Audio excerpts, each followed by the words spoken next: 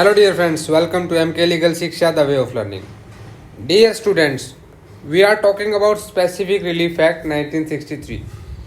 विनिर्दिष्ट अनुतोष अधिनियम 1963 के कुछ वीडियोस हमने बनाए हैं अभी तक, और हम कोशिश कर रहे हैं कि इसको मेंस पॉइंट ऑफ व्यू से बनाएं। तो अगर अभी तक आपने MK लीगल शिक्षा को सब्सक्राइब नहीं किया ना, तो सबसे पहले भी सब्सक्राइब कर लें और साथ ही ना इस घंटी को भी बजा दें, जिससे आपको नए नए वीडियो के अपडेट मिलते रहें। देखिए, हम कोशिश करते हैं सिंपलेस्ट वे में आपको चीज़ें बताने के लिए, और आज हम इसी सीरीज में लाएंगे चैप्टर 3 सेक्शन 26, जो बात करेगा रेक्टिफिकेशन ऑफ इंस्ट्रूमेंट की। और भैया हम कोशिश कर रहे हैं कि ये जो है ना मेंस की जो प्रिपरेशन कर रहे हैं उनके लिए भी बेनिफिट मिले। हालांकि इसमें बहुत ज़्यादा केस लॉज आपको बहुत रेयर मिलेंगे अगर आप किसी वीडियो में देखेंगे तो हम कोशिश कर रहे हैं कि बिल्कुल वो मटेरियल बताएं जिससे आप मेंस के लिए अगर क्वेश्चन बन जाता है तो वहाँ पे आप लिख पाएँ। तो देखिए, जो स्लाइड्स में नहीं है ना उसको भी प्लीज़ नोट ज़रूर कर लें। साथ में हेडफोन लगाकर वीडियो सुने, अपना पेन और पेपर साथ में रखें, नोट करते रहें पॉइंट्स को। और इसी से रिलेटेड मैं टेलीग्राम पे इसके जैसे वीडियो अपलोड हो जाएगा उसके तुरंत बाद इससे रिलेटेड जितने प्री के क्वेश्चन बन सकते हैं, 5 या 10 15 20 जितने भी क्वेश्चन एक्सपेक्टेड हैं, वो सारे मैं अपने टेलीग्राम चैनल पे पोस्ट करता हूँ। तो वहाँ पे वीडियो देखने के बाद आपका एक क्विक रिविजन भी हो जाता है कि आप भाई क्वेश्चंस प्री के कैसे रहेंगे। तो प्री और मेन दोनों के लिए बहुत बेनिफिशियल होने वाला है ये वीडियो, तो लास्ट तक ज़रूर देखें। देखिए, पार्ट 2 स्पेसिफिक रिलीफ की बात करता है, और यहाँ पे चैप्टर 1 से चैप्टर 6 तक आता है, सेक्शन 5 से 35। अब ये टोटल जो है, देखिए 6 चैप्टर का सेक्शन में डिवाइड है सेक्शन। तो रिकवरी ऑफ पोजेशन ये हम चैप्टर 1 में कर चुके हैं। उसके बाद आ जाइए, स्पेसिफिक परफॉर्मेंस ऑफ कॉन्ट्रैक्ट हमने पढ़ा चैप्टर 2 में, ठीक है। ये सेक्शन 9 से लेके सेक्शन 25 तक पढ़ा। टोटल 3 वीडियो बनाए हमने इस पर with full explain case laws with 2018 की जो अमेंडमेंट है, वो सारी की सारी अमेंडमेंट यहाँ बिल्कुल बहुत अच्छे से डिस्कस की गई हैं। तो उन वीडियोज़ के लिंक भी डिस्क्रिप्शन में है, उनको भी आप देख सकते हैं। और आज का हमारा टॉपिक रहेगा रेक्टिफिकेशन ऑफ इंस्ट्रूमेंट, ये हमारा चैप्टर 3 रहेगा। इसके बाद आपका rescission of contract, cancellation of instrument and declaratory degree, ये हम फर्दर वीडियोज़ में इसके बारे में बात करेंगे। चलिए विदाउट डिले आज के टॉपिक पे चलते हैं। आपने एक टर्म यहाँ सुनी, इंस्ट्रूमेंट। भैया इंस्ट्रूमेंट क्या है? तो इंस्ट्रूमेंट जो है ये एक आपका लीगल डॉक्यूमेंट होता है। भाई लीगल डॉक्यूमेंट क्या है? देखिए, जब आप कहते हैं किसी को, मान लीजिए आपने अपनी गाड़ी बेच दी, कुछ और कर दिया, तो आप क्या बोलते हैं सामने वालों को, यार कुछ लिखवा लेते हैं। भाई वो लिखवाना क्या है? That is the instrument. तो अभी इसकी डेफिनेशन कहीं तो दी होगी लॉ में, बिल्कुल दी होगी। इसकी डेफिनेशन देखिए, instrument as it includes every document by which any right or liability is or purports to be created, transferred, limited, extended. देखिए, जहाँ पे कोई भी राइट या लाइबिलिटी क्या की जाए, क्रिएट की जाए, ट्रांसफ़र की जाए, लिमिटेड की जाए, एक्सटेंड की जाए, या वो एक्सटिंग्यूश कर दी जाए और रिकॉर्ड की जाए, ऐसे डॉक्यूमेंट को हम इंस्ट्रूमेंट कहते हैं। जैसे आपका डिक्री लिस्ट सोचिए, कोई अवार्ड, एक will, promissory note, various other type of documents have been held to fall with in its definition. भाई ये लाइन कहाँ लिखी हुई है? जो मैंने लिखा है ना, ये अपनी मर्जी से नहीं लिखा, ये कहीं लिखा हुआ है। कहाँ लिखा है? इंडियन स्टैम्प एक्ट 1899, यहाँ पे ये इंस्ट्रूमेंट की डेफिनेशन लिखी हुई है। बेसिकली आपको स्पेसिफिक रिलीफ एक्ट के माध्यम में इतना ही समझना है कि भाई जब भी कोई दो पार्टीज मिलकर एक लीगल डॉक्यूमेंट बना लेती हैं, वैलिड कॉन्ट्रैक्ट वो कर लेते हैं, that will be known as a instrument. और आपको मैं एक चीज़ बता दूं इंस्ट्रूमेंट में, कि देखिए अभी हमने बात की कि भाई रेक्टिफिकेशन क्या होगा, उसकी बात कर लेते हैं। देखिए, रेक्टिफिकेशन ऑफ इंस्ट्रूमेंट का मतलब, इंस्ट्रूमेंट आपने समझ लिया कि एक लीगल डॉक्यूमेंट है। रेक्टिफिकेशन, भाई आप भाई मिस्त्री हो, मैकेनिक हो, इंजीनियर हो, आपको क्या करना है? रेक्टिफाई करना है किसे? इंस्ट्रूमेंट को। लेकिन यहाँ एक बड़ा इंपॉर्टेंट रूल मैं आपको बता देता हूँ, कंडीशन प्रेसिडेंट बोलते हैं। कंडीशन प्रेसिडेंट मतलब भाई ये होगा तभी ये होगा, शर्त है इसके लिए। क्या शर्त है?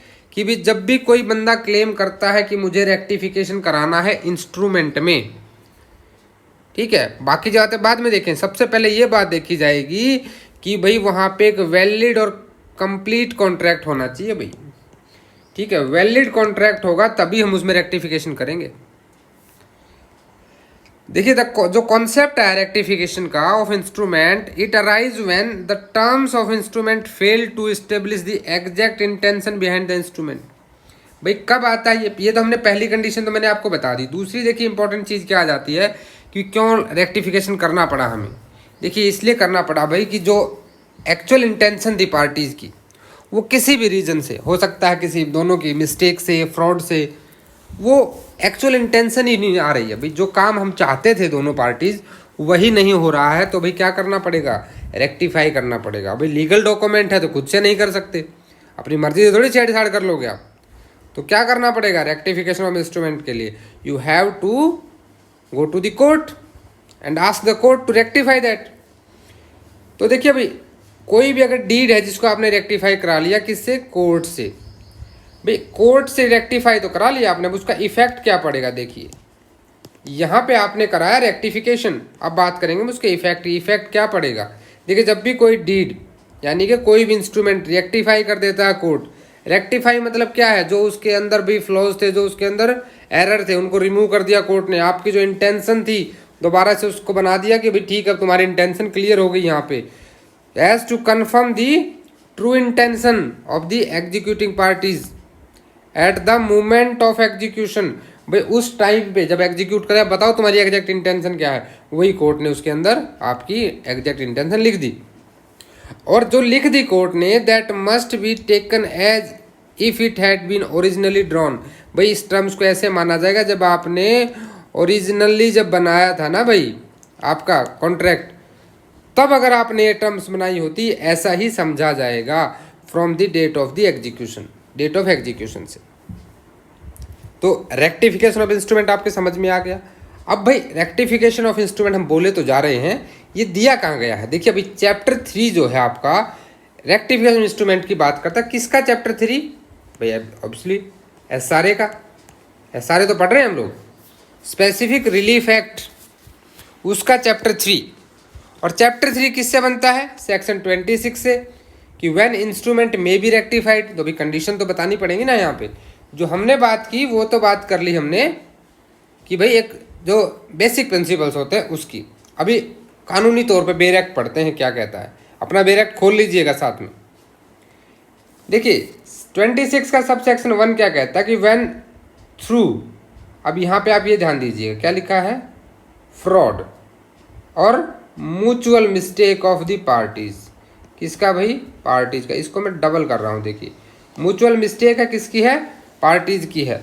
ऑफ ए कॉन्ट्रैक्ट, मैंने कहा था आपको पहले ही कि भाई देखिए ये बहुत ही एक, इट इज़ वेल सेटल्ड। जैसे आप मेंस में लिखेंगे तो you can write there that it is well settled that the condition president for claiming rectification of instrument is the existence of a valid and competent contract. ठीक है भैया, वहाँ पे आपका कॉन्ट्रैक्ट होना चाहिए, वैलिड होना चाहिए। और ये it is drawn from the court of equity, it is based on equity.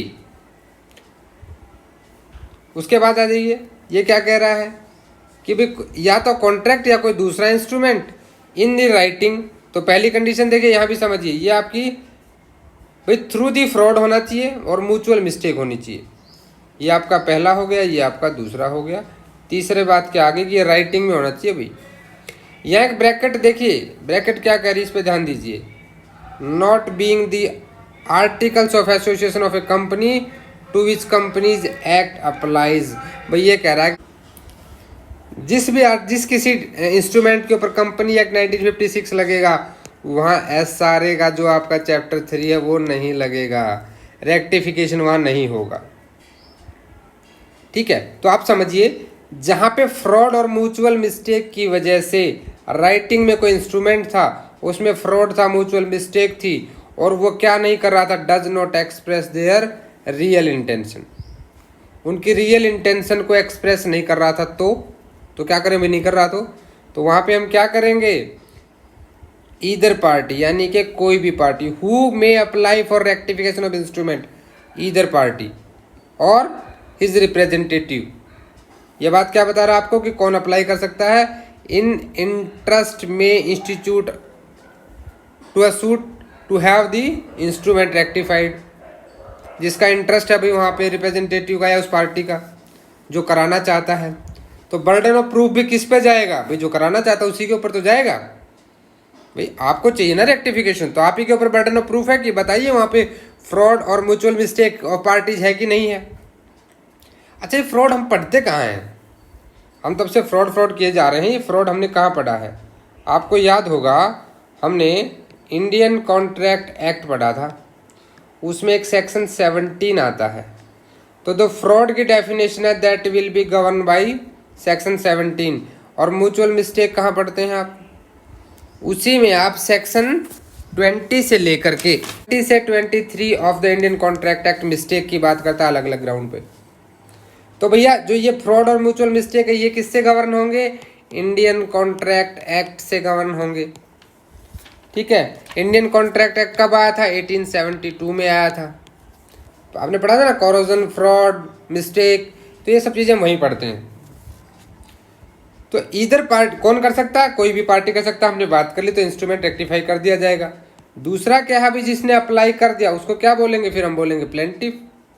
तो जो प्लेंटिफ है, in any suit in which any right arising under the instrument is in the issue claim in is pleading that the instrument be rectified.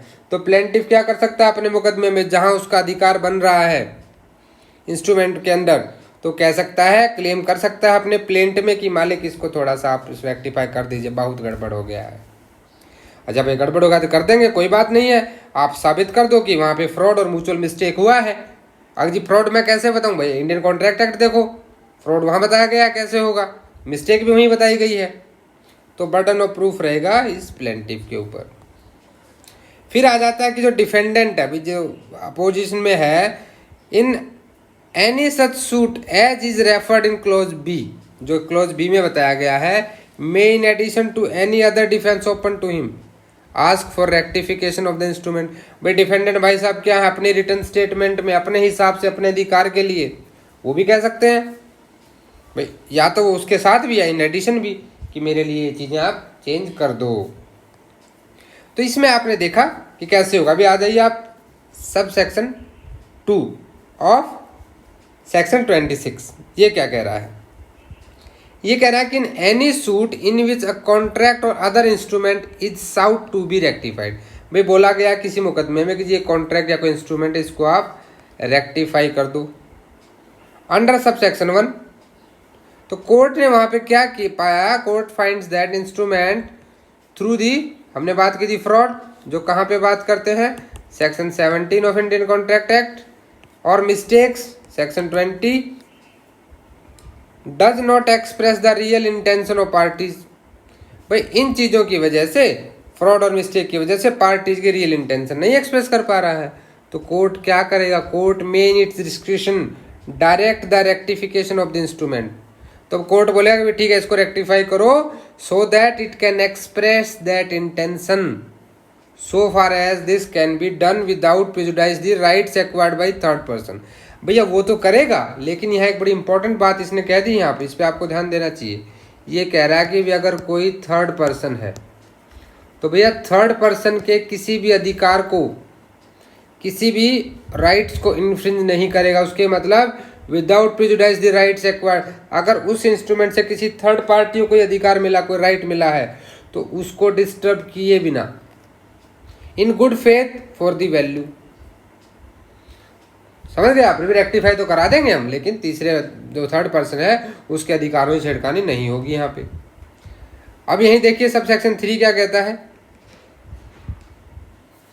Sub section 3 आपका कहता है कि a contract in writing, भाई देखिए writing में होना चाहिए contract, may first be rectified, पहले जो राइटिंग में है वो रेक्टिफाई होगा, and then if the party claiming rectification has so prayed in his pleading court things fit may be specifically enforced.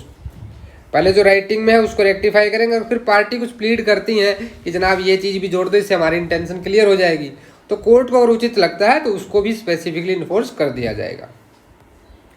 अभी सब सेक्शन 4 देखिए भाई, कि no relief for the rectification of an instrument shall be granted. भाई यहाँ तो court मना कर रहा है।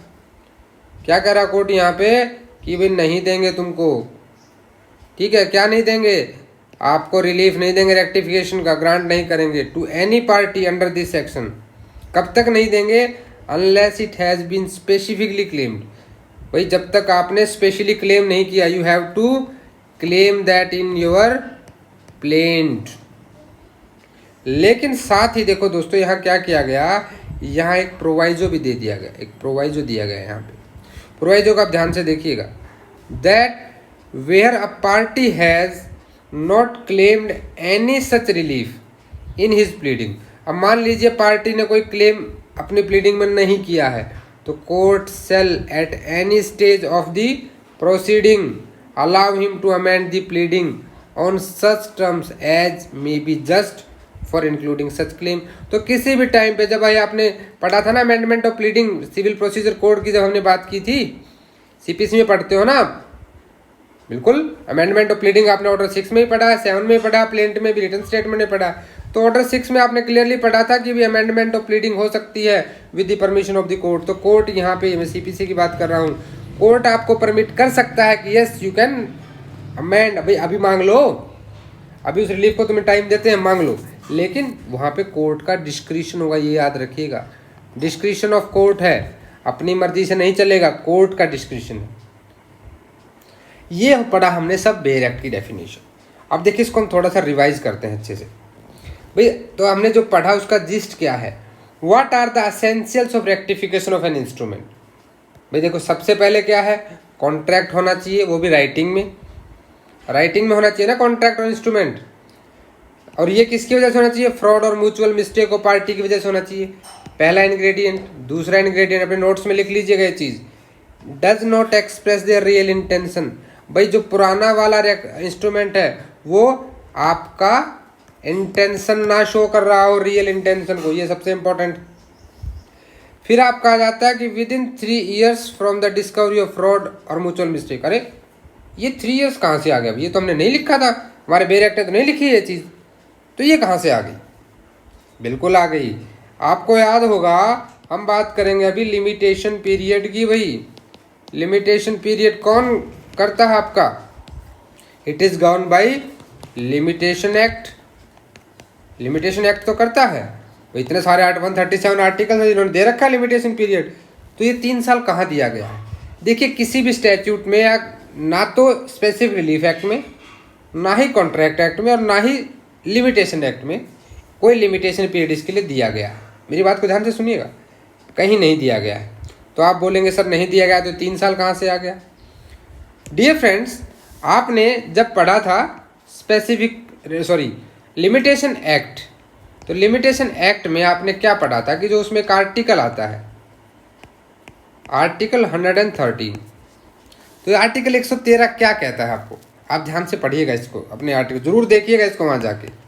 ये कहता है कि मान लीजिए किसी भी मुकदमे के लिए, किसी भी इशू के लिए कोई लिमिटेशन पीरियड डिस्क्राइब नहीं है कहीं पे भी, तो उसके लिए कितना होगा? अभी कानून ने एक बात कह के अपना पल्ला झाड़ लिया कि अगर किसी के लिए कहीं पे कोई लिमिटेशन पीरियड नहीं दे रखा तो उसके लिए भैया 3 साल होगा। ये लिख दिया आर्टिकल 113 में।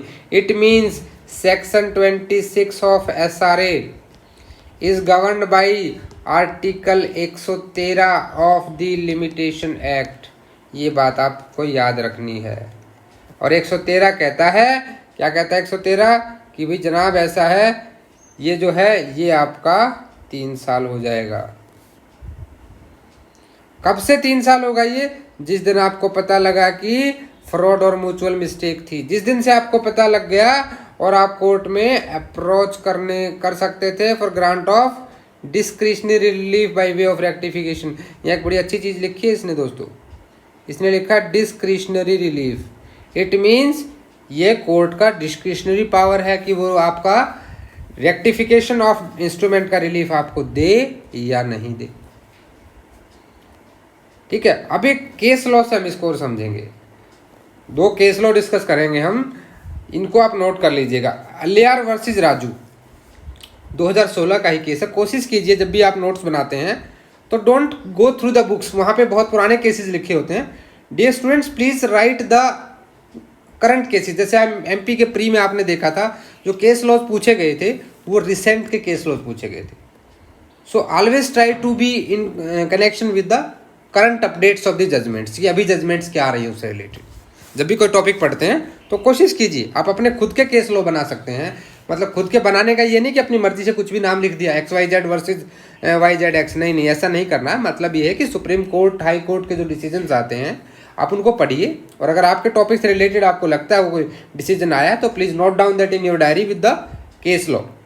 ठीक है, अभी देखिए इस केस में क्या कहा कि it is well settled that the condition president of for claiming rectification is the existence of a valid and complete contract. मैंने आपको ये बात सबसे पहले बताई थी, आई हैव टोल्ड इनिशियली, बिल्कुल वीडियो के शुरू में ही मैंने आपको ये बात बताई थी। तो ये बात कहाँ कही गई थी? इस केस में गई थी सुप्रीम कोर्ट ने।